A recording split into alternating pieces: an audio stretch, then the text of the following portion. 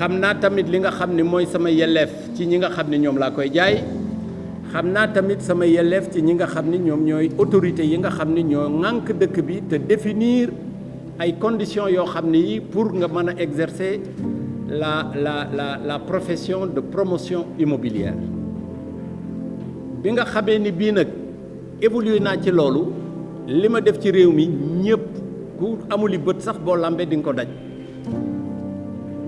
cité boobu maa ko lotissé ñu koy wax Fadia fii ngi nekk ci pyrotechnique maa ngi ak sama 3e lotissement avec le groupe Sonatel la ma fa joxe ci ay kër ak i parcelles ëpp na 500 parcelles yoo xam ni c'est les coopératives de la Sonatel ñoo fa dëkkee te mësuñu dégg coow sama diggante ak ñoom au contraire fii am na cité bu ñuy wax Mariama Bousso Faye maa ko lotissé fii cité Yérim Sow nekk ak Ana Ba nekk te Benja nekk fi maa ko lotissé maa leen ko jaay te kenn mësu ci dégg coow lépp titre foncier la en bonne et due forme sans charge monument de la renaissance bii ñuy wax président Ablaye Wade defar man Mbackiyou Faye mii maa ko financé à hauteur de 22 milliards man Mbackiyou Faye ak SCI la Promobilière ñoo financé le monument de la renaissance à 22 milliards li ci mujj mooy barab bu tedd bii maa ko defar maa ko suivre muy Massalikul Jinaan ku am expérience boobu ak yeneen dans d'autres domaines am na loo xam ne lii buñ la koy jiiñ dafa am xëy na leneen lu ko lal waaye du dëgg nit nag nee nañu mën nañ ko sedd ci gaalu xaj waaye du ci lekk li xew nag suñu diggante ak waa cité boobu tudd Touba Renaissance te ñu tuddee ko cité Mbackiyou Faye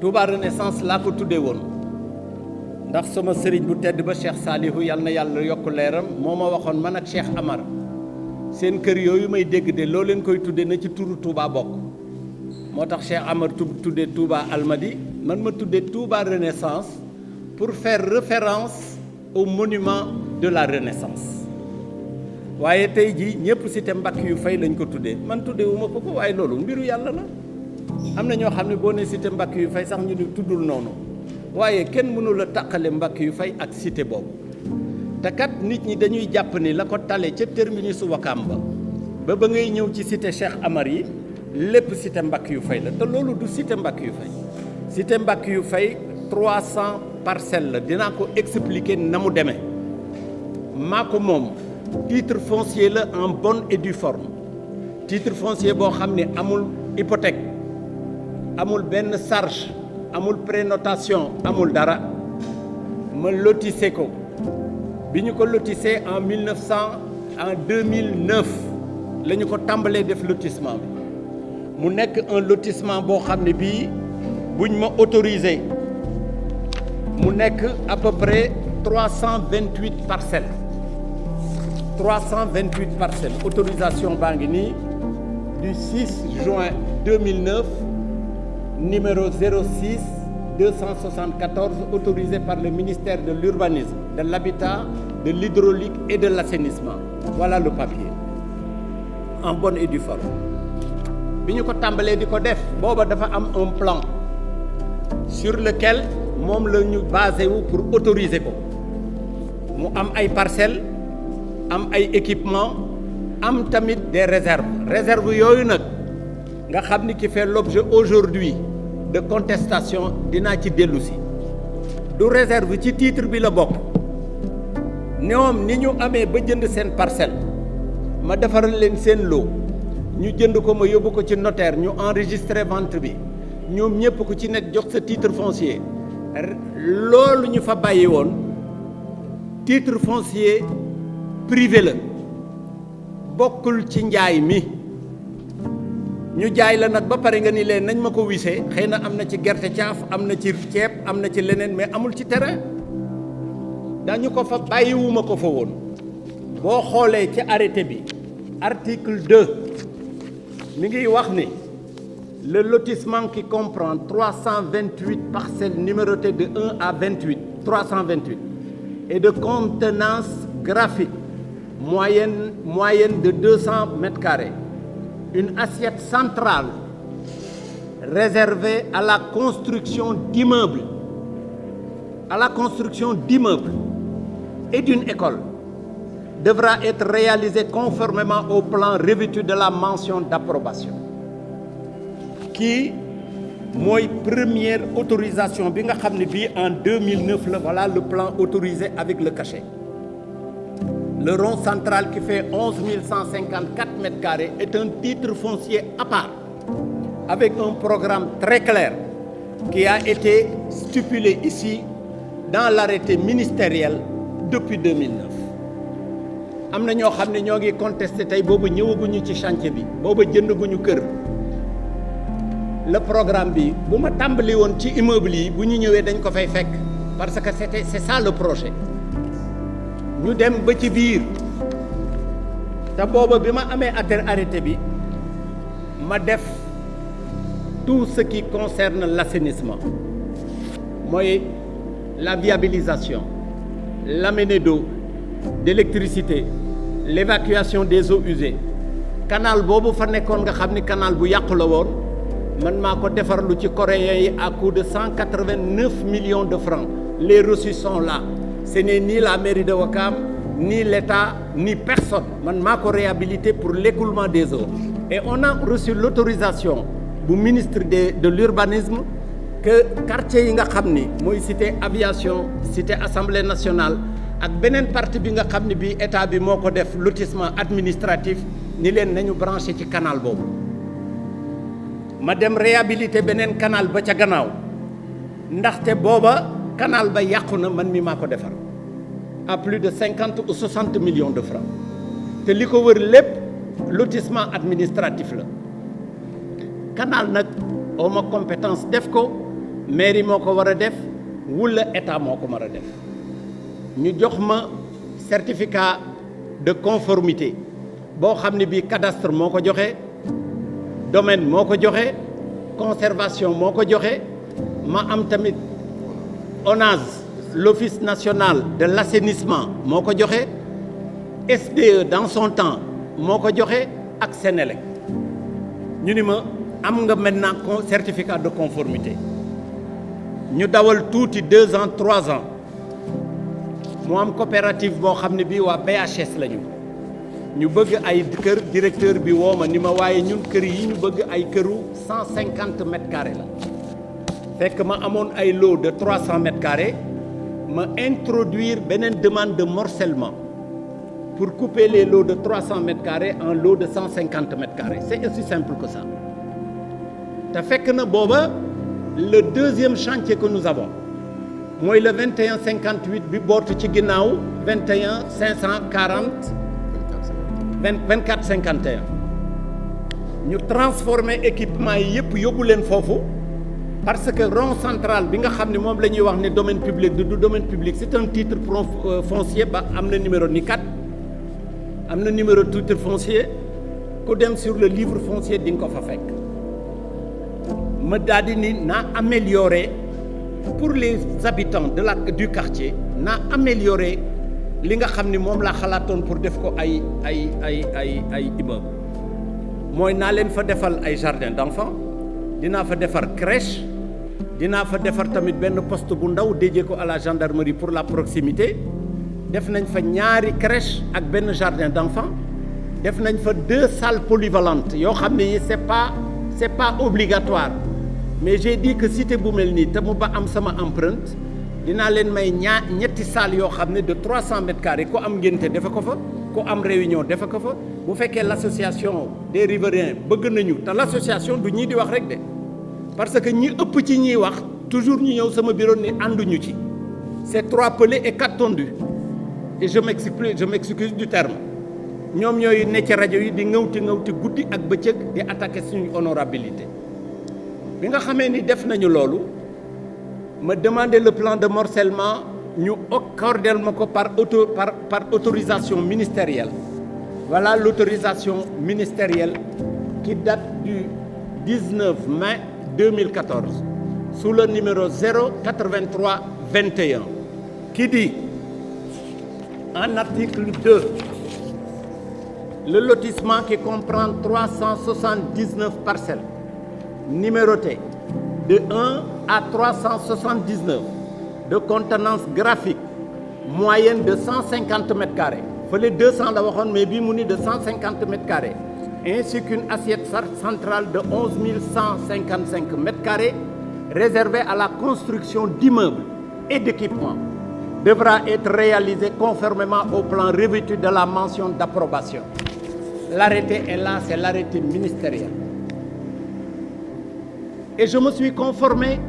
Après le morcellement, j'ai reçu l'agrément de la SDE, l'agrément de la Sénélec, l'agrément de l'ONAS, l'agrément de la conservation foncière et on m'a donné un certificat de conformité par rapport à ce travail-là qui est là. Un certificat de conformité de réception du lotissement du 9 juin 2015 avec le numéro 00023. C'est l'urbanisme, le cadastre et les domaines qui ont donné avis favorable. C'est ce qui dénote aujourd'hui la possession de ce papier-là. Et j'ai commencé mon travail. te ñoom ñëw nañu sama bureau man maa créé association boobu parce que booy def lotissement vous avez l'obligation de créer benn association pour riverains yi man di concerté wu mais dañuy jaawale nag association de riverains ak di jaawale tamit leneen loo xam ne lii bokku ci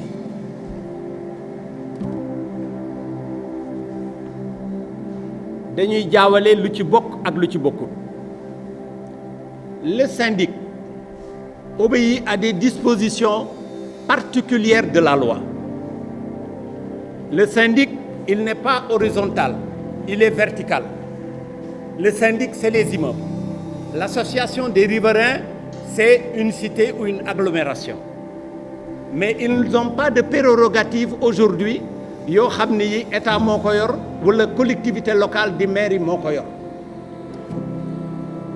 am na loo xam ne du seen prérogative ñun nag on se conforme à toutes les dispositions réglementaires yi nga xam ni qui régissent cette profession te ñoom bi ñu ñëwee ma waxtaan ak ñoom li ñu jëkk a wax ay tali la ñu wax dañuy wax ni fi ñu dëkk dañ ko bëgg ñu tali ko ma ni leen par expérience boo lotissé quartier bu amee ay kër yu bari bu fekkee ni defar nga tali yi léegi te nit ñi di tàmbali di tabax boo paree tali yi dina yàqu trottoir yi dina yàqu cité Mariama Bousso Faye boobu ma leen waxoon te nekk fii Mermoz ñoo ngi ko commencé woon en 2005 bërki démb la dallage bi pare elle est devenue une très belle cité très propre parce que les habitants ont attendu le temps ba ñëpp tabax je leur ai proposé ñu ni ma d'accord ñu dem dellu siwaat ma ni leen la cité fait plus de 300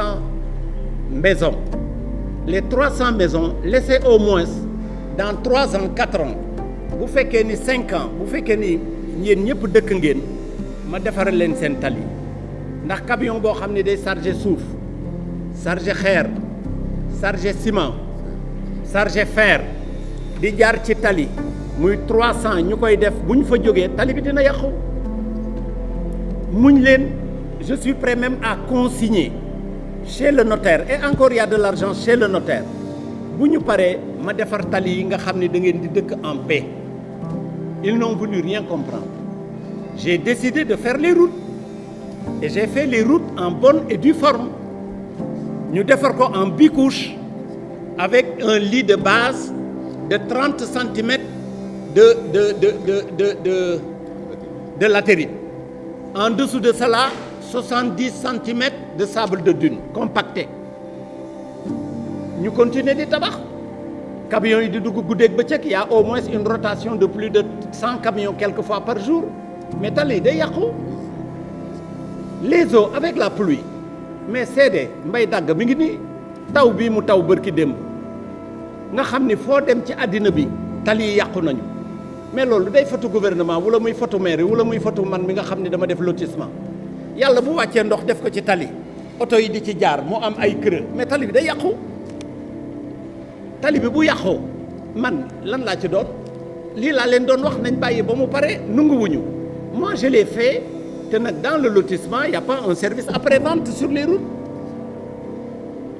service après-vente am na ku bëgg a jënd oto ñu ne la boo ko jëndee am na service après-vente climatiseur am na ko yeneen objet ménager yi am nañ ko mais kër amul service après-vente parce que la loi stipule que tu achètes ni nga fekkee terrain bi les vis les nangam ak nangam ki la ko jaay yoonam newu ci te lii amul vis ñoom ñëpp xam naa leen individuellement ku ci ne bi ngay ñëw di jënd fii wet nga sama bureau wàññilu waxaale tonton dimbali ma nangam ma dimbali la mais nag par habitude et expérience nit ñi nga xam ne ñoo ngi jëkk a jënd kër mu nekk seen première habitation dañuy defe ne droit bu nekk am nañ ko te droit bi ñu am moom la keneen am ñoom benn kër la ñu jëndoon boo demee ci cité bi di nga fekk immeuble yoo xam ne R+4 R+5 R+7 ñu def seen appartement di ko loué waaw man mi nga xam ne nag maa moom réserve boobu defoon projet boo xam ne ça fait 15 ans ma ne leen dinaa ko ma ni dina ko fa def ba ñu autoriser ma ko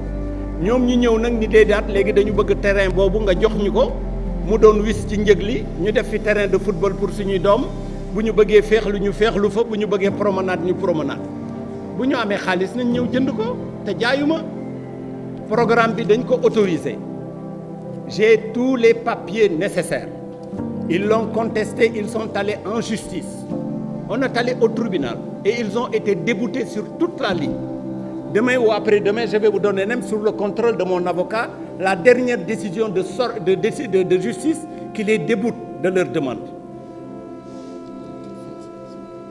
ñu dem ni dañuy def prénotation sur le titre la prénotation je laisserai le soin à l'avocat d'expliquer ce que c'est qu'une prénotation prénotation du dara prénotation c'est une mesure conservatoire nekk naag yow litige terrain bi ñoo ko seq dinaa dem ci yoon ni ko nag bu mu ko jaay ba ñu lijjanti mais terrain boobu dañ ko bokkul moomu leen ko man maa ko moom c'est un titre foncier boo xam ne amul charge taylewuma ko ma nga fa te on a un programme incha allah programme boobu dinañ ko continuer lii mooy li xew sama diggante avec ces gens-là bu ñu raisonnable nag moi je suis prêt parce que la cité kenn mënu la taqale sama tur ak cité bi j'ai fait l'assainissement boo ko defaree ba pare da ngay jël assainissement bi nga jox ko ONAS une fois que ONAS réceptionné to amuloo droit yow mi nga xam ne yow yaa ko luti sa sax ubbi benn régal ci mbedd mi ça appartient maintenant au concessionnaire de l'État qui s'appelle ONAS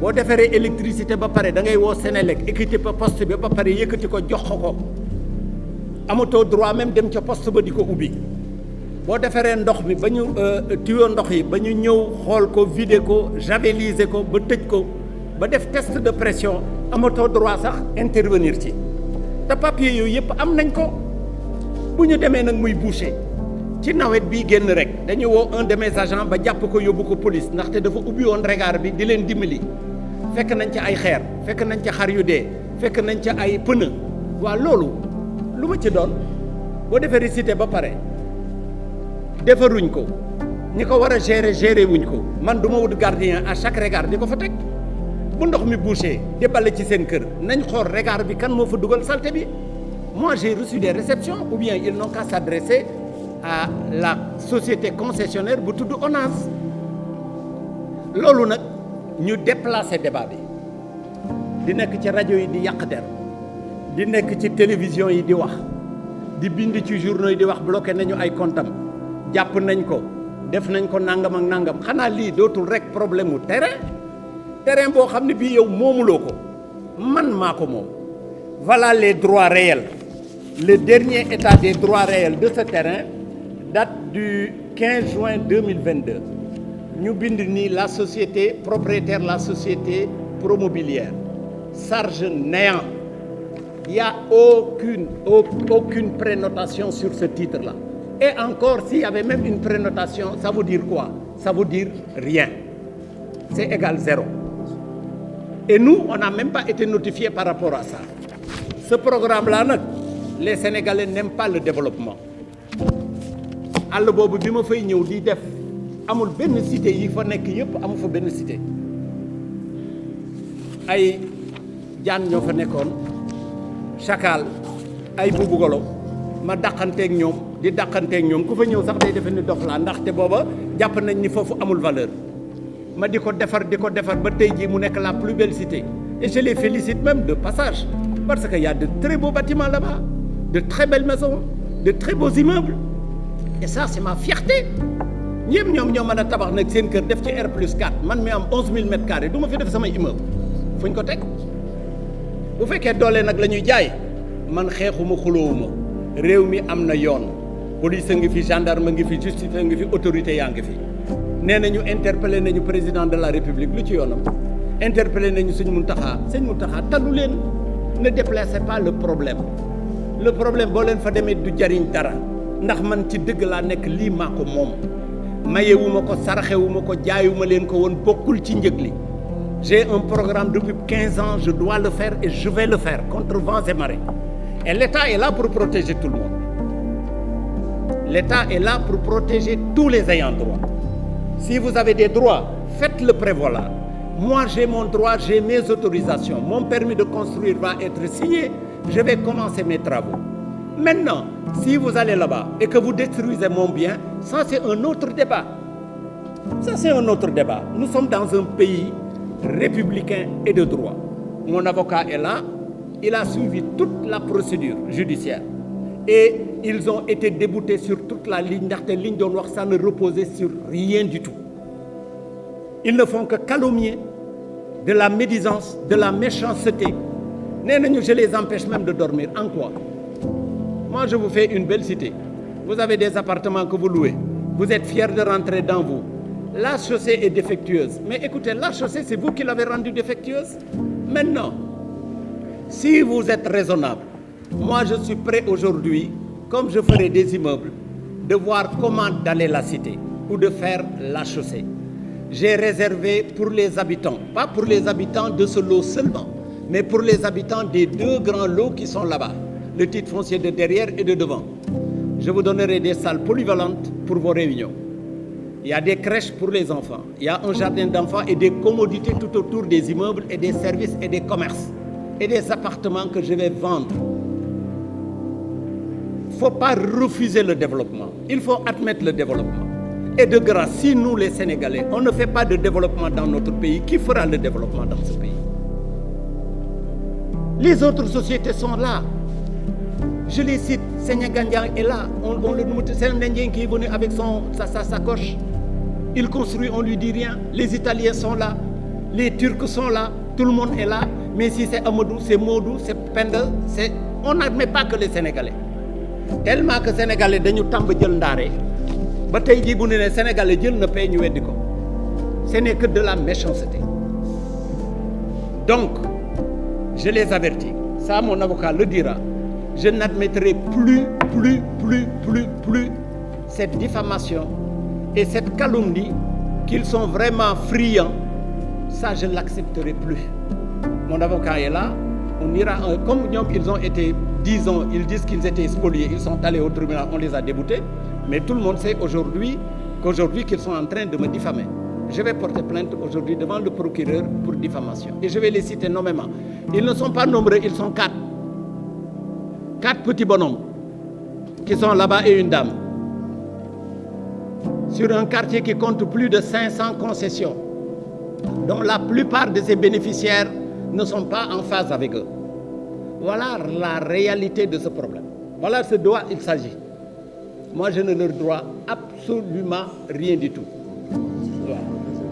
ouais. Contrairement à l'association d'ailleurs de la deuxième tranche parce que la deuxième tranche est en train d'être dallée parce que les gens ont attendu ils sont venus en bonne intelligence on a discuté je suis en train de faire du pavage là-bas et du pavage de qualité et on n'a pas de problème avec eux pourquoi ces gens-là veulent vraiment créer une situation où il y a rien à créer il y a pas de problème Serigne Saliou daan na wax lijjanti lu lëjul mën na indi mu lëj te li lëjul man maa ko moom dama leen jaay li ma leen jaay li bokkul ci njëg li man maa ko moom autorisé nañ ma dinaa ko tabax waaw lan moo ci indi coow li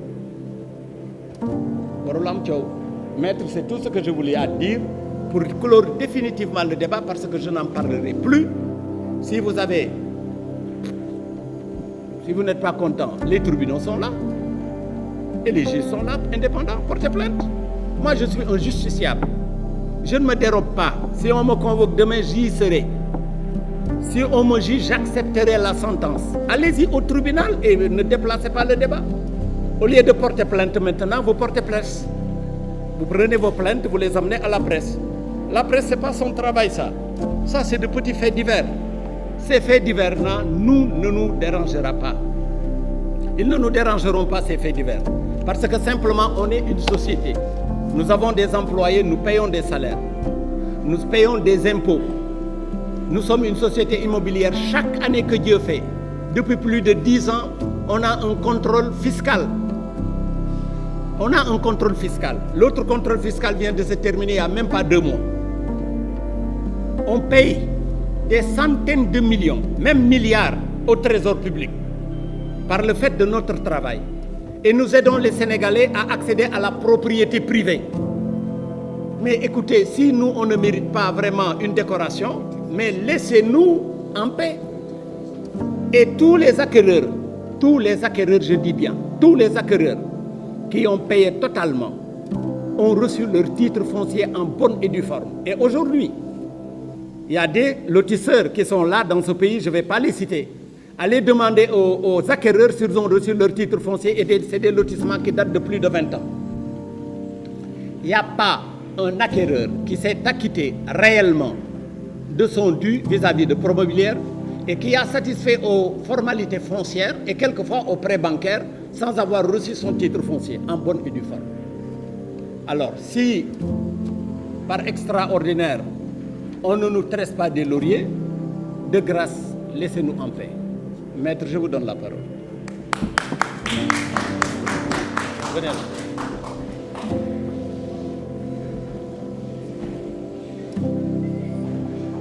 Bon, là, ce serait... tu as tout dit, hein? Tu as vraiment tout dit. Hein? Ah oui, parce que bon, il fait chaud là, il fait chaud là. Là, vraiment, ils ont eu la mauvaise idée d'organiser ici. Là. Non, je veux dire un peu.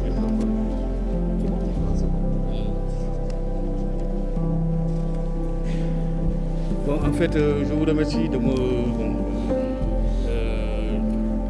d'intervenir. Parce que M. Faye a tout dit, et très bien dit, aussi bien en Wolof qu'en français. Donc tout a été vraiment expliqué, exposé, pour que l'opinion publique puisse comprendre ce qui se passe en réalité au niveau de cette cité. Et comme M. Faye aussi vous l'a dit, je ne reviens pas sur ce qu'il a développé, qui est assez clair, simplement sur l'aspect judiciaire. Parce que l'association des résidents de la cité Touba Renaissance a décidé d'engager des procédures contre la SCI Promobilière depuis 2019. Ce n'est pas une procédure qui est récente. C'était depuis 2019, on est en 2022, qu'il continue à multiplier des procédures et des actions contre la SCI Promobilière par rapport à la cité en elle-même. Toutes les procédures qu'ils ont eu à engager ont été de manière contradictoire débattues devant les juridictions, et ces procédures-là, ils les ont perdues, malheureusement. Certainement, c'est ce qui explique qu'on s'est dit, sur l'aspect judiciaire, on a été en justice, mais on a perdu. Maintenant, on se déplace sur l'aspect médiatique, c'est-à-dire porter presse, comme l'a dit M. Faye. Or, quand on estime qu'on a des droits à préserver, je pense qu'en fait, le meilleur terrain, ou le terrain le plus propice, c'est le terrain judiciaire. Et ce n'est pas le terrain médiatique. Le terrain médiatique, quand on y glisse, c'est pour diffamer, en réalité. Parce que c'est pour déshonorer ou porter atteinte à l'honorabilité d'une personne.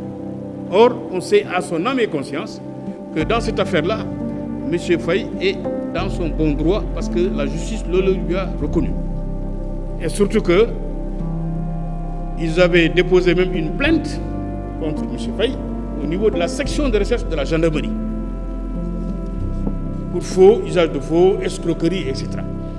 Nous avons été répondre au niveau de la section de recherche où les officiers de la gendarmerie ont entendu M. Faye et ils se sont même transportés, je précise bien, ils se sont transportés sur les lieux parce que la gendarmerie a dépêché une équipe pour aller vérifier sur ce qu'ils ont dit est fondé ou non. Et la gendarmerie après a fait un rapport pour dire que tout ce qu'ils ont fait, tout ce qu'ils ont dit, c'était des mensonges. Je m'excuse de l'expression. C'était des contre-vérités. Et ils ont contacté aussi le ministère de Libanais pour vérification. Et le ministère de Libanais a certifié qu'effectivement, que la société SCI Promobilière est en règle vis-à-vis de la loi. Et c'est ainsi qu'ils ont pris le dossier, ils l'ont transmis au parquet. Et ce dossier-là, depuis lors, on n'en parle plus. Parce que simplement la gendarmerie a conclu à ce qu'il n'existe aucune infraction. En tout cas, les infractions visées n'existaient pas. Et n'existaient que dans l'imagination de ceux qui avaient déposé la plainte. Et donc, ils ont laissé tomber cette procédure. Ils ont attaqué à nouveau pour parler de bitumage. Mais le bitumage avait déjà été entamé avant même la procédure. Ils ont parlé également de canalisation, d'électrification, d'adduction d'eau. Et le juge leur a dit dans sa décision du 18 novembre 2019, donc c'est pour vous dire que c'est ancien, le juge leur a dit, mais vous avez signé des contrats dans lesquels vous avez dit que la clause intitulée viabilisation, que l'acquéreur a reconnu que les travaux de viabilisation, électrification, adduction d'eau ont été réalisés à l'exception du bitumage, la voirie étant en latérite. Le juge leur a dit, mais vous, dans ces conditions-là, puisque vous reconnaissez la SCI Promobilière à réaliser les travaux de viabilisation, donc le juge ne peut prendre aucune mesure par rapport à ça. Vous l'avez reconnu, vous avez signé. Donc le juge les a déboutés pour ça. Le juge leur a dit, mais par contre, il y avait le bitumage. La SCI Promobilière, non, moi j'ai déjà débouté le bitumage. Le juge lui dit, effectuer les travaux de bitumage. Mais c'est ce que la SCI Promobilière a effectué en constatant d'abord qu'elle a commencé le bitumage et à la fin des travaux de bitumage, mais elle a également pris un huissier. Mais malgré tout, qu'est-ce qu'ils ont fait? Ils ont attaqué à nouveau. Ils ont attaqué à nouveau la SCI Promobilière. Vous demandez quoi? La somme de 40 millions. Parce qu'ils disent que oui, il y avait une astreinte de 200 000 francs par jour de retard. Mais le juge les a déboutés encore à nous. Notamment le 5 mai 2022. C'est récent. Le 5 mai 2022, le juge, la cour d'appel les a déboutés de leur demande comme étant mal fondée. Donc ils ont perdu sur toute la ligne. Et là, il faut qu'ils cessent cette campagne. Le titre foncier en question, c'est un titre foncier qui n'a rien à voir avec les titres qu'ils ont. Absolument rien du tout. Mais on veut, par la force des choses, contre vents et marées, on veut intégrer ce titre-là dans le propre titre. Ce n'est pas possible. Juridiquement, c'est impossible. Parce que c'est un état de droit réel qui est là, que M. Faye vous a exhibé et qui est assez clair. C'est la SCI Promobilière qui est propriétaire du titre foncier en question. Et sur le titre, il n'y a aucune charge. On nous a parlé de prénotation. La prénotation, c'est une mesure conservatoire. Elle n'a aucune incidence sur le droit de propriété. Sauf à vouloir initier une autre procédure pour demander l'annulation, éventuellement, du nom de la SCI Promobilière, ce qui est en droit impossible. Parce que c'est un droit définitif et inattaquable en droit. Donc, par conséquent, on sait, de l'autre côté, qu'on n'a aucune chance. Et qu'on cesse vraiment de calomnier la SCI Promobilière. M. Faye vous l'a dit. M. Faye est un exemple pour le Sénégal. C'est un exemple. Il faut le magnifier. Cet homme, il mérite tous les honneurs dans ce pays-là. Tous les honneurs. Il vous a expliqué tout son cursus. Moi, ce qui m'a le plus fait plaisir, c'est que le monument de la Renaissance, qui fait la fierté du Sénégal et de l'Afrique, est son œuvre. Et non l'œuvre de Maître Abdoulaye Wade. Ni de l'État du Sénégal. 22 milliards, il a investi. Aujourd'hui, il faut que l'opinion, les Sénégalais, le comprennent bien. Le monument de la Renaissance qui fait votre fierté n'est pas l'œuvre de l'État du Sénégal. C'est l'œuvre de M. Mbakiou Faye. donc, par conséquent, cette personne, on lui doit respect. On doit lui décerner tous les honneurs dans ce pays-là. Parce que simplement, en fait, il a œuvré pour le développement de ce pays. Mais au Sénégal, vous savez, il y a quelqu'un qui me disait, au Sénégal, la réussite, c'est un péché. La réussite dans ce pays, c'est un péché. La médiocrité, c'est une réussite. C'est-à-dire, quand vous êtes médiocre, vous êtes le meilleur. Mais quand vous excellez, vous êtes un ennemi. Parce que c'est moi, la réussite dans ce pays-là, c'est un péché. Surtout quand il s'agit des Sénégalais. C'est-à-dire, quand vous allez dans d'autres pays, vous venez ici, vous êtes découragé. Totalement découragé. Parce que simplement, vous allez là-bas, dans ces pays, les gens travaillent. On exhorte l'expertise nationale. Mais dans ces pays-là, c'est l'inverse. On préfère l'expertise étrangère au détriment de l'expertise nationale. Or, M. Faye fait partie des exemples, avec tant d'autres que je ne citerai pas. Mais il faudrait qu'on arrête. Désormais, on a décidé, dans ce dossier où on avait gardé le silence le plus total, on a décidé, dans ces conditions-là, d'initier des procédures. Désormais, on va les attaquer en diffamation, on va les attaquer en dénonciation calomnieuse.